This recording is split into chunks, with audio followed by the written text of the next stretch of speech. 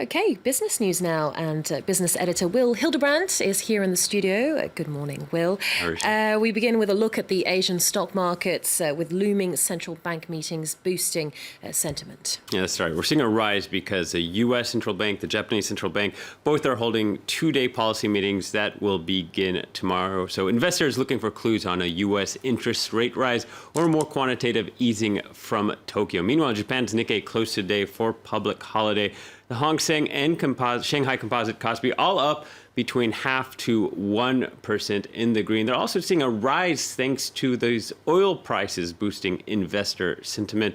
Oil prices up well over 1.5% at the moment.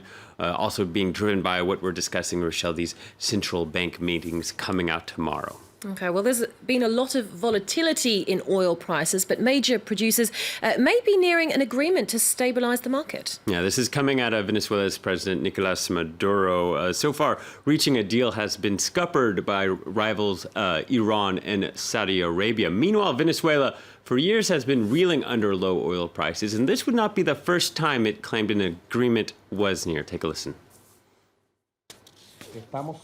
We're close to a deal between OPEC member countries and non-OPEC member countries.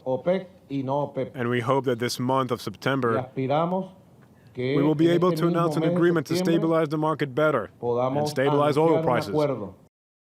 Now, the oil cartel OPEC members will meet on the sidelines of next week's International Energy Forum in Algeria. Okay, well, a large part of that volatility in oil prices is due to a glut in production, but also U.S. shale gas. Yeah, that's right. Shale gas, the alternative to this traditional oil that we're familiar with, and it's this new method that we've seen so much in the U.S. And we saw U.S. shale gas producers see a boom once their demand went up, but now with that supply and a sluggish demand in the world, they're too feeling this strain. In North Dakota's Bakken oil well drilling is substantially down compared to 2 years ago, but some are holding out hope that after drilling's picked up in recent months, it might be a return to glory days. By 6 o'clock in the morning, the temp agency in Williston is already open. Dozens of workers come here with the hopes of landing a job for the day at one of the oil companies. Good to just head out there. The economic slowdown in Williston has cut work opportunities by 40% and left many job seekers empty-handed, especially those who are less qualified like Heather, a single mother without a degree. She left her native Arkansas for what she thought would be a land of promise, but she hasn't worked a single day in the past month. Just the work's not here like it used to be during what they call the boom, but I wasn't here at that time. I guess I didn't come at the right time. And for these workers, the outcome of the presidential elections makes little difference. Yeah, we had a boom, yeah, we had a bust, but that was nothing as far as Obama himself had anything to do with. So as far as if Clinton or Trump get in, there's going to be changes, but there's going to be changes regardless of who the president is. So it's not something where one in particular is going to change it more. Companies right now don't have the confidence that if they invest, that prices are going to hold up. But as we get more and more balance in the international market in crude oil, that confidence is going to go up. Although summer 2014 and the days of $100 barrels are now just a distant memory, industry professionals in North Dakota remain optimistic that there will be an oil revival next summer. And finally, we've heard numerous angles about the fallout of Britain's decision to leave the EU, but this one's a bit different, Will. The effects on the yacht industry. Yeah, not exactly who we cover mostly, but...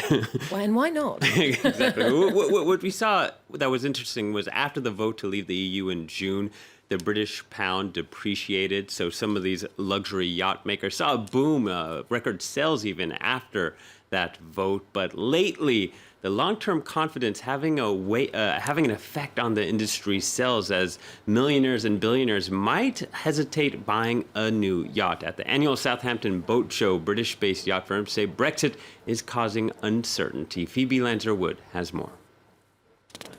Brexit may have brought uncertainty to the global economy, but it hasn't been bad news for everyone.